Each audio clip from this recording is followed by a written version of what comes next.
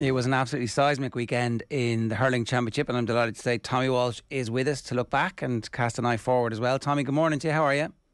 Yeah, good morning, Jared. All good. Let's start with Waterford, and I just want to make sure that we do give some time to Westmeath before we wrap this up as well, because that was probably one of the results of a generation. But let's start with Waterford, right? What's going on? I don't really think there's much going on, to be honest, Jared, because if you go back, like all the build-up for the championship for Waterford was kind of based on the league semi-final and final, where they scored 5 goals against Wexford and 4 goals against Cork. But if you go back to the earlier rounds of the league, like they drew with Dublin, Antrim nearly beat them, and Kilkenny beat them convincingly in Nolan Park. So, like, I don't think Atton has gone too wrong for Waterford at all. I think their fixtures probably they weren't really suitable to them, like playing Limerick in their second game. You know, Limerick are beating everybody in the country nearly at this stage. And then coming up against Cork the last day, Cork, the whole country kind of criticising them. They're criticising, I suppose, their will to fight to win the ball, their will to defend, their will to tackle. And when you, I suppose, pummel a team like that, there's only one way really they usually come out, and that's fighting. And that's what Waterford met on last weekend. It was a Cork team that we all know they have bucket loads of underage medals. They've a good few of them have Munster Championship medals. So these guys, they are good hurlers. It was just, I suppose, to add the other facets to their game, and they did that the weekend. So I don't think a whole lot has gone wrong with Waterford. Like if you look at, they lost one of their best cornerbacks, Young Daly, in the first round. Like he was probably their main man marker, very, very fast, and probably his inspiration for a team and a cornerback is putting in last-ditch tackles. Young Daly was like that for that Waterford team. He's gone. And then, you know, up the field, I suppose, in the Tipperary match, they had 2 super subs coming on, Austin Gleeson and Jamie Barron. They're starting at the moment.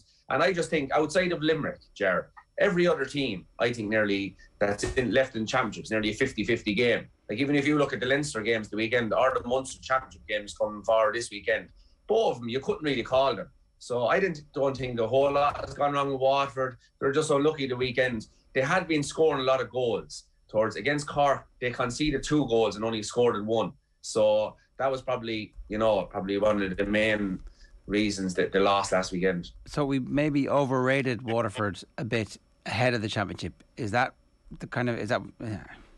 is that what the rest of us are understanding now?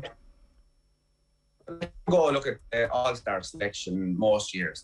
Most of them are picked on the All-Ireland final and All-Ireland semi-final. So us as GA people, as GA followers, we kind of look back nearly on the last match or probably the second last match really, when we're predicting the future or when we're probably sending out all our plaudits.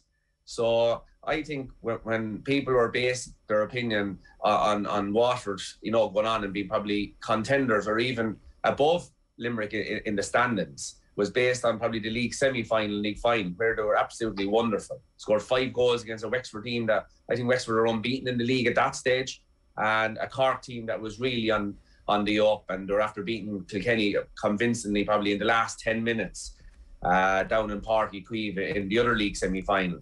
So like there were people who were well within their rights to build them up. It was just probably they're basing their opinion on the 2 most recent matches as opposed to probably over a whole season. So, but I think this Waterford team is still very good, Ger. But I just think that all, say, bar Limerick, I think everyone else is nearly a 50-50 game, to be honest. Do we run the risk then of if this Waterford team is very good but still don't make it out of their group, it's because the group is super competitive. It's like one of the most competitive championships in sport.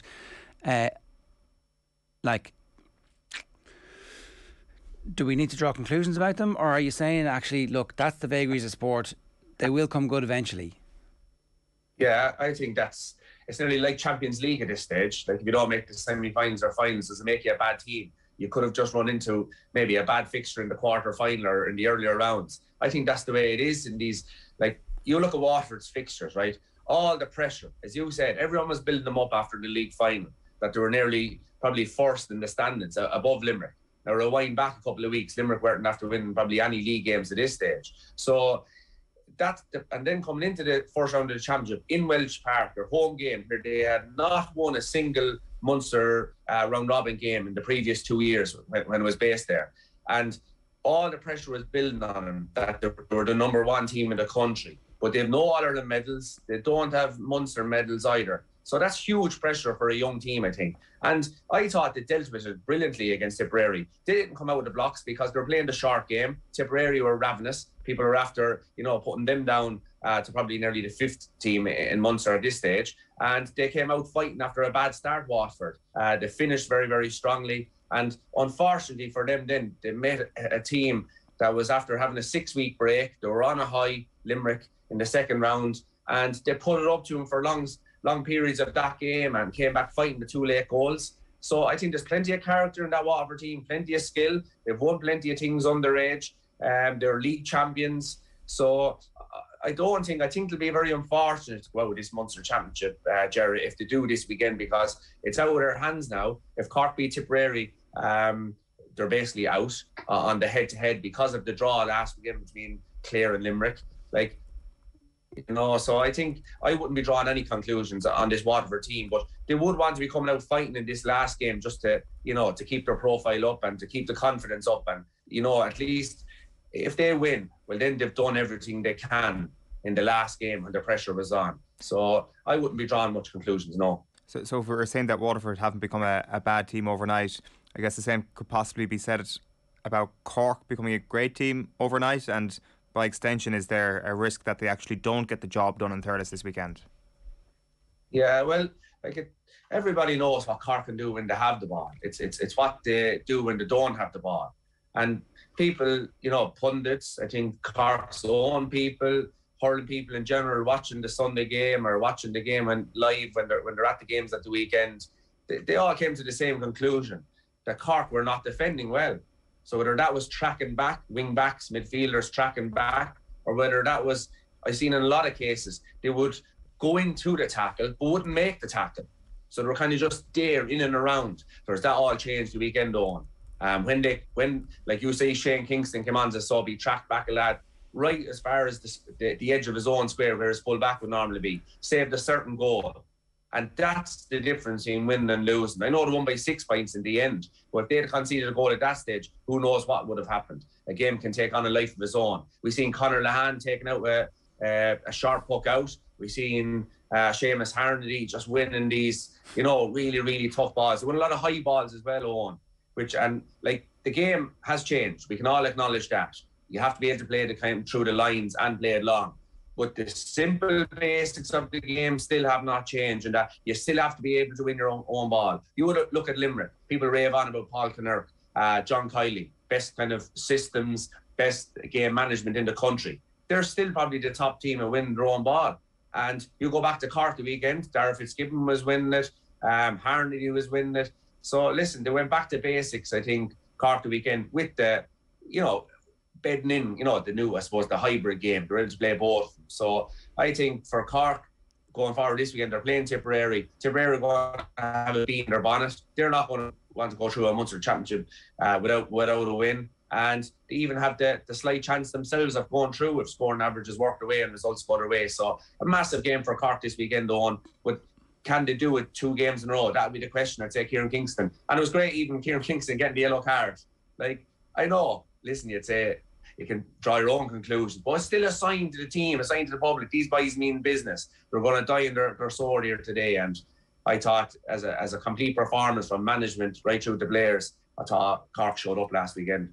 How much of an impact can that have on the team when the manager is showing that amount of physical energy? Like we're seeing it quite a lot with the Derry footballers at the moment, and Rory Gallagher kind of being way more animated than his opposite number on the sideline pretty much every week. Is that something that the players take much notice of?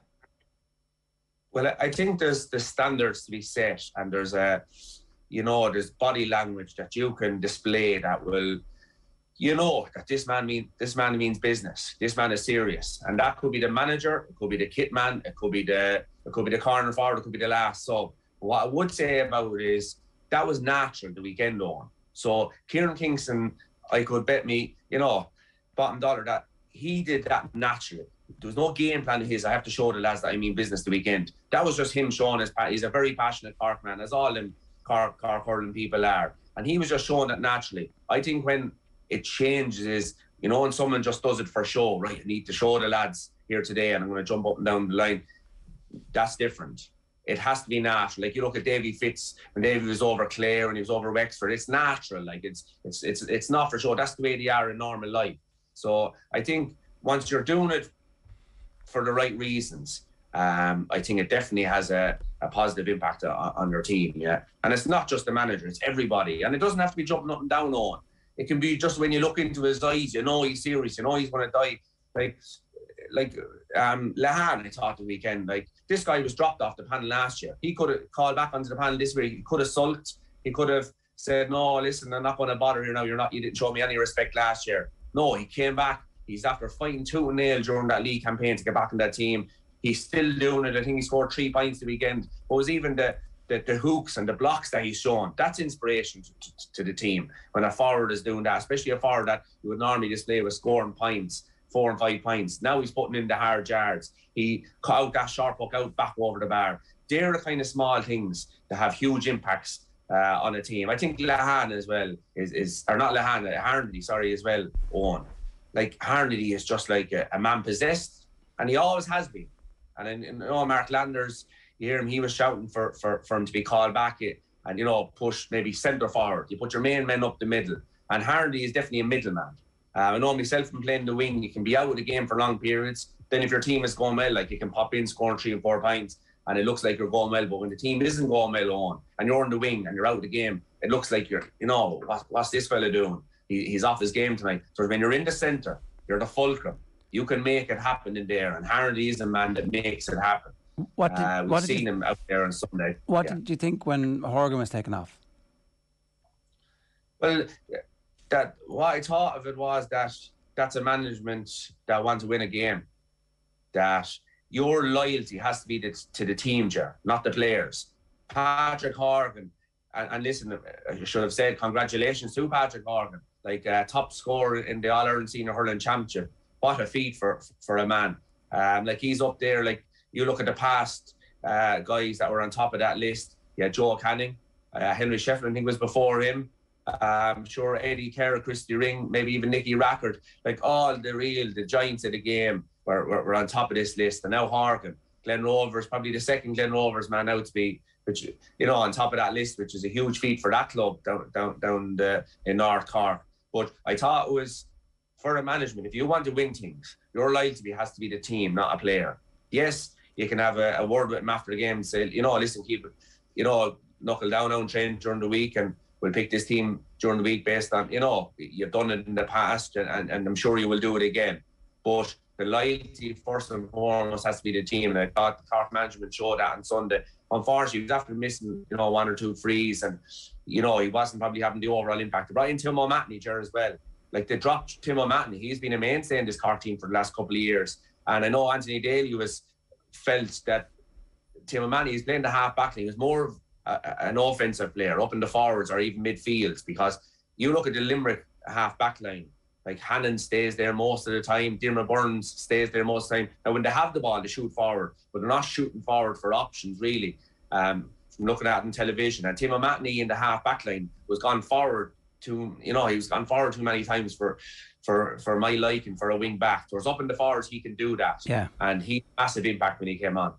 The conundrum for Clare this week is, what do you do with your team? Do you go all out to keep the form going and get the confidence high, or do you decide that there are massive challenges coming very soon afterwards and not pick a full team? What would you do?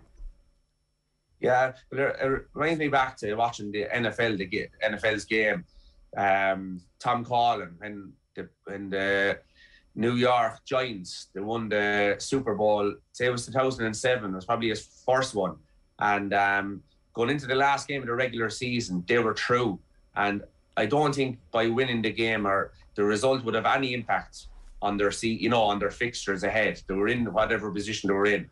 And Tom Collin, who was the coach of the Giants, he said at the time, I'm after telling these guys all season, pre-season, during the regular season, that you go out in every training, you go out in every game, and you give it everything.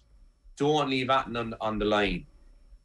Do I suddenly go up to them before this will be the one game before their biggest championship game of the season? Do I go up there now and maybe pick a dummy team or tell them, listen, go and take it handy here today, we don't want any injuries. He said it's not like a light switch. You can't just change your what you're telling the team or the messages you're sending the team in one game or before the most important game of the season.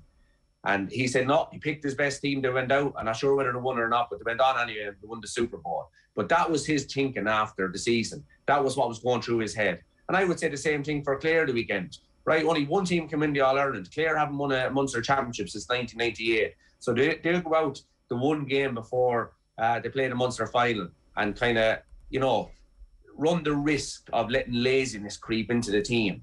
Because if you do it once, Alex Ferguson often said it, if you do it once, you can do it again. So if Clare go out half-hearted out to this game this weekend, well, they can do it again then in the Munster final. You're setting in you're letting a laziness step in. So I would expect Brian Lohan. Now, if you have Nichols or Ger, I would expect them, leave them to have common sense approach, obviously, and you'd have to leave them to the Munster final. But everybody else, if you're fit to play, you're playing, and you're going out to win that game.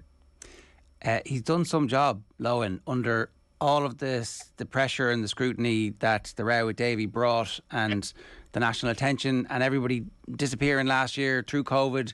Everybody's back, or nearly everybody's back. And the team is playing really, really well. It is, and Lohan, I always, you could tell by the way Lohan played the game himself, but I was at the Clare game earlier on in the year, and I saw it was Clare and Tipperary, I think, wasn't it? And basically, the ball went into one of the guys in the forwards. I won't name his name, right?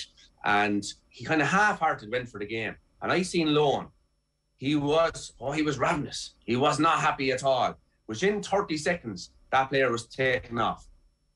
And to me, they set a standard and your man had been hurling quite well. And was, like, say, a normal manager would say, listen, right, he missed that one, but he's playing well in the game. He'd come on, he'd score another point or two. But no, he was gone. And to me, that sets a standard that them Clare players know whether they're subs or whether they're playing. I have to give it, Holly when I'm on this field. And if I'm not, I can be taken off. It reminds me of Brian Cody. It reminds me of Jim Gavin from Dublin with all them legends that he had in the Dublin team. The rest of the country wondering why they weren't playing. He wasn't playing them. And it just sets standards, And even taking off Patrick Cork in the weekend, like most people might say, well, listen, geez, if we need a score or a free in the last minute, who's going to take it? It's Patrick Cork. No. There's a standard there, and it's set. So I think that's what Brian Lohan sets in that Clare team and panel, and I think that's what he's getting out of them. Like even the weekend, I'd say, some of them didn't hurl as well, but up stepped Tony Kelly then. He shoot the lights out, So I think different players are stepping up on different days, but one thing remains constant: their work rate, their commitment. We could really do, like, as neutrals, with Clare beating Limerick in the Munster final to just bring a bit of doubt to the eventual outcome to what's going to happen this year. Yeah, sure. Listen, I suppose everybody likes seeing the underdog. No different than when Limerick won their first one, I suppose. Most people would have been shouting for him to win their first All-Ireland since 1973, and even what went on in, I suppose, 94 and 96 with that great Limerick team that many people would have loved to see him All-Ireland medals. So when Limerick won their first one, people were delighted for him, and it'd be no different than this Clare team. They came on in 2013, a lot of these guys, and it looked like they were going to shoot the lights out for many years to come, but we haven't, they haven't been in and around the house much since. So yeah, it would be lovely to see Clare win it. But as a lot of people say, Limerick will probably be only bet once. So when do you want to beat them, Ger? That is the question, isn't it? And like, even down a man, they're still able to draw a game against a team putting in their best performance in maybe the last since 2013. Like, Would respectfully though, would Alex Ferguson not disagree with what you just said there, Tommy? If they can be beaten once, they can be beaten again. Yeah, no, I think so. Once they're beaten. Oh yes, sorry, yeah, no, absolutely. Like if you go back to 2000 and the year they were beaten, 2019, like everybody raves on about Kilkenny beating them in the All-Ireland semi-final, but they had been beat, I think, once or twice previous to that in the Munster Championship as well.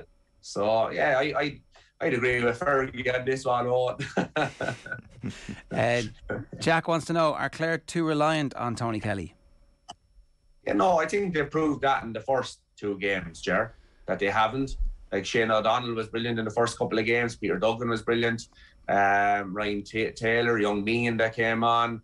So, no, like even David Fitzgerald was scoring points from all over the field last weekend. So I think, if anything, the first 3 rounds have proven that they're not overly reliant on Tony Kelly. I mean, Tony Kelly has a quiet game. Was in the first or second game, he only scored a couple of points from play 1 or 2, but everybody else stepped up. So I would disagree with that, I think.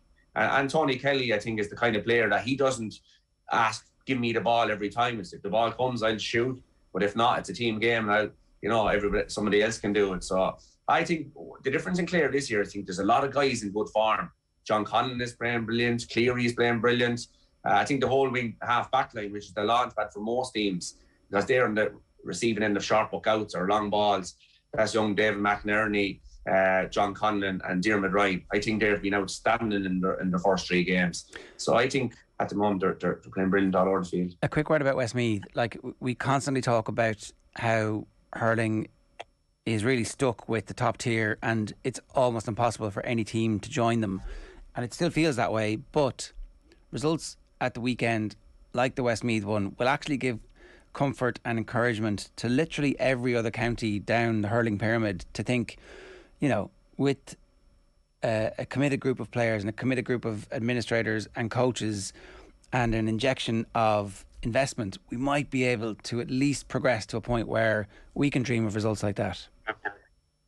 Yeah, I agree with you totally there, Ger. And my mind has probably changed on this over the years in regards, the gradings of teams, whether in the Lee McCarthy, Joe McDonough, or Laurie Marr, Christy Ring and so on.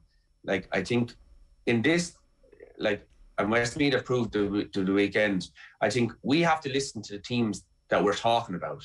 So that's the Westmeaths, the Laoishes, the Antrims, the Offleys. So if they're saying they would love to play in the Lee McCarthy Cup, let's let them. I know sometimes you'll have results that don't, do anybody any favours, you would think. But if they're saying that's what they need, we're not doing the work in them counties, trying to build hurling. And some of them they're strong in football as well. We're not the guys on the ground. The guys, let's listen to the guys that are on the ground in Westmeath, on the ground in Laois. The Cheddars, and these guys. If they're saying they want to play in the Liam McCarthy Cup, let's let them, because they're putting in the work. And Laois have had some great results over the years. The Dublin game, I suppose, springs to mind, but they've ran some of the senior teams close as well in recent games. Westmeath, you'd say as well, like they're after a draw with Wexford, and Wexford were unbeaten in the National Hurling League up as far as the semi-final. But go back to Westmeath, I'd say when I was hurling, they were very, very, very strong at club level. You had Clonkill, you had Raharney, they're still strong club teams. So if you have a good base there, you can build on it. Like, like Brendan Murta, Owen Price, I remember playing Railway Cup, Shinty with these guys. They were as good as any hurlers in the country. And over a long period of time, and became friendly with these guys over the year and hugely passionate, just as anyone from Kenny or Cork or Wexford or Tipperary or anywhere. So what a result, I think, for Westmeath the weekend. They took their chances, they got their goal at the very end. And, fair play to them. But I'd say congratulations, because it's not easy. Now, they have form.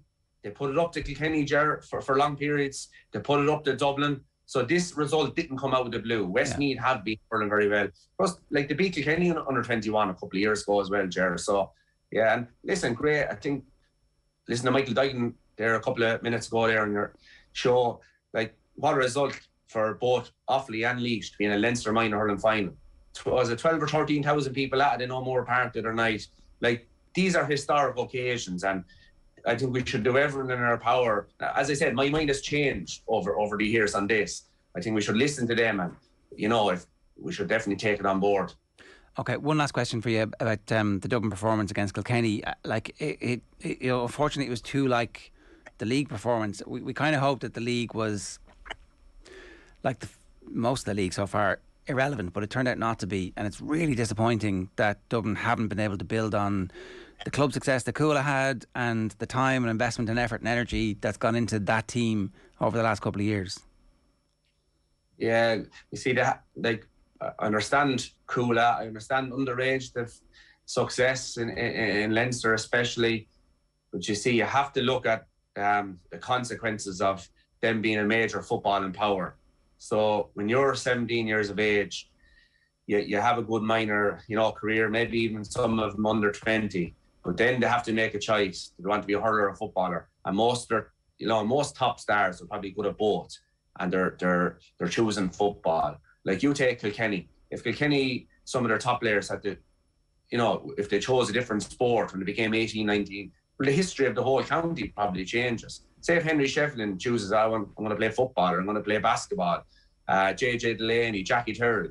Say down in Cork, if Patrick Horgan or, Christy Ring or someone choose the different, like the history of your probably game in your county changes. And I think that's what happens with this, with the Dublin hurlers, that their top players are equally as good at football. And it might be only one every couple of years. That one could change results. Yeah. And if you go back to the result the weekend against Kilkenny, I was at Ger, and like for 50 minutes of that game, or like it was combat stuff. You wouldn't know who was going to win it. But the difference was Kilkenny's class of scoring goals.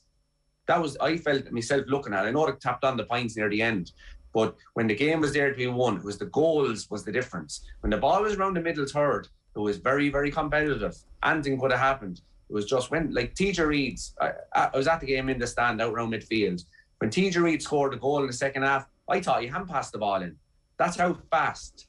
So that's a guy hurling since he was 3-4 years of age in the kitchen at the, when he's supposed to be eating his dinner, he's out hitting the ball off the wall. Like that's where them, it's a millisecond. Well, it's a millisecond that TJ Reid probably has seen the opportunity so many times that it's like, a Slumdog Millionaire. What did I do 10 years ago in this situation? This is what I done, bang, goal. Yeah. So, so I think that was the difference, just the extra bit of class scoring the goals. Like Mossy Keown's 2 goals were, I thought they were phenomenal. They looked like 2-point opportunities. But no, last second, bang, hopped it off the ground into the corner. Like even at the game, we didn't know where the goals until the umpire pulled his flag. That's how quick they were in. You're expecting them to tap the ball over the bar.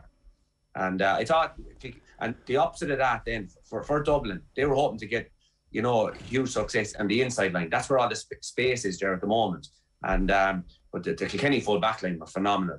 Like Mikey Butler, he's really after, like as a defender, you talk about a guy going off with the ball, but as just a defender, he's flicking, he's tipping, but all on the ball. And Tommy Welsh in the other, our young Tommy, I thought he was outstanding again the weekend, and Conor Delaney. So, yeah, I think the full back lines are very important in the modern game. All right, we'll get a chance to talk about Kilkenny a little bit later on in the season. Obviously, it looks like they're going to go deep.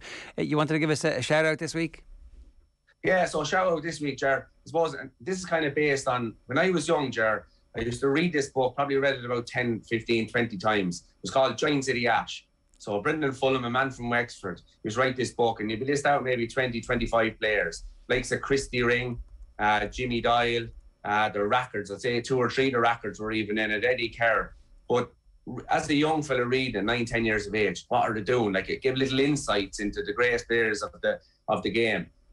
Jimmy Doyle he used to have a sheepdog. He'd go after the sheepdog for the day, poke around the ball, and dog go bring it back to him. Christy Ring used to go off with his, eye lorry, but he'd bring a hurl and a ball in a bucket. He'd try and hit the ball into the bucket. And these stories are inspirational for young lads. And I just thought it was fantastic. So my shout-outs, I suppose, they're going to be based on my Giants of the Ash. And the third one up is going to be from the Tipperary, the County of Tipperary, the J.K. Bracken's club in Templemore. And it's Eamon Corcoran. Number 5, yellow helmet. He was just inspirational. When I was 2003, my first year, and this is where my, I suppose, skepticism of video analysis goes there. I was marking Eamon in the 2003 All-Ireland semi-final. And before the game, the lads were saying, watch how he hits the ball. It's your first year up. They're trying to watch where he runs, where does he pick up the ball. So I said, I'll do a bit of video analysis on him. And so I was looking at, obviously there was no kind of Sky that time at Hunting, and so I was probably just looking at the previous game or watching the Sunday game. But I had to watch it 3 times, probably at the tape, and I had to watch it 3 times because first 10 minutes you're watching it, but then you forget about it and you get totally lost in the game. So that happened about 3 times. So I think I gave up in the end.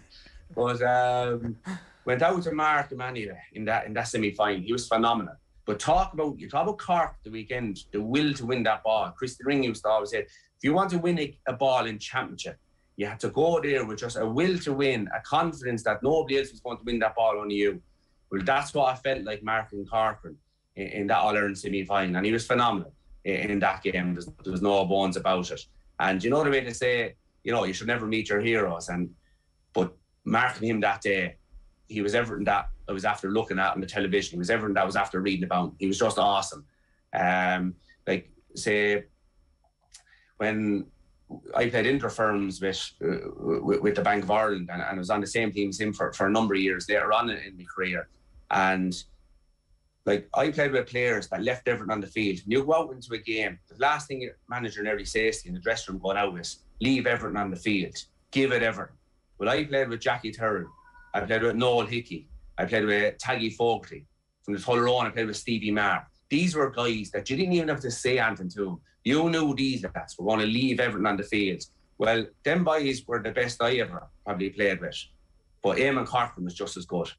Wow. And that's from playing against them with Tipperary and playing with them with the Bank. And this could be just a match in November against the Army. They play the Army every year, in the Cork camp. Just gave it everything. You're kind of awestruck playing beside him because he gives it everything so much. And Brian Whelan then, talk about reading the game.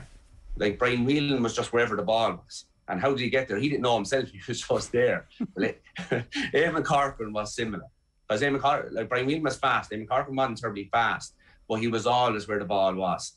Fitzgibbon Cups, you look at the Fitzgibbon now, I know there's a bit of, I suppose, but back then, the Fitzgibbon Cup was one of the main competitions in the hurling calendar. That it was a Fitzgibbon Cup weekend, and he got player of the weekend, player of the tournament 2 years running. That'll tell you how good he was. And the standard that time was, it was next to inter-county. And, there was no going off playing with your county for a couple of weeks, come back and play the matches. That time, when you were a Fitzgibbon hurler, you trained with him for a couple of months before, and that was your club, we'll say, for a couple of months. Yeah. And so I suppose shout this to again why he's a giant of the ash, without a shadow of a doubt, Eamon Corcoran, Tipperary. All right, good stuff. Good stuff. That must have been pretty intimidating for the Army team when they're looking, oh shit, it's Toby Walsh and Eamon Corcoran. Wow, I'm going to play inside forward. Who are you marking? And hey, we own Kelly full forward, and we've Keith Higgins on the wing. But who we were playing against her? You had Bonner Maher was playing for them, Owen Larkin, Paul Murphy. All right.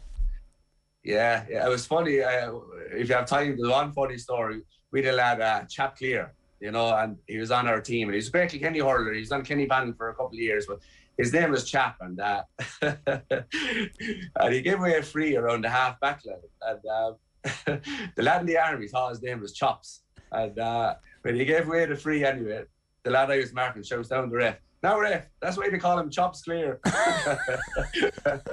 But his name was actually Chap. So, but no, there were great games, but the Army, we lost a lot of them, Jared. That was good. Like Kieran Brennan would have been over them. The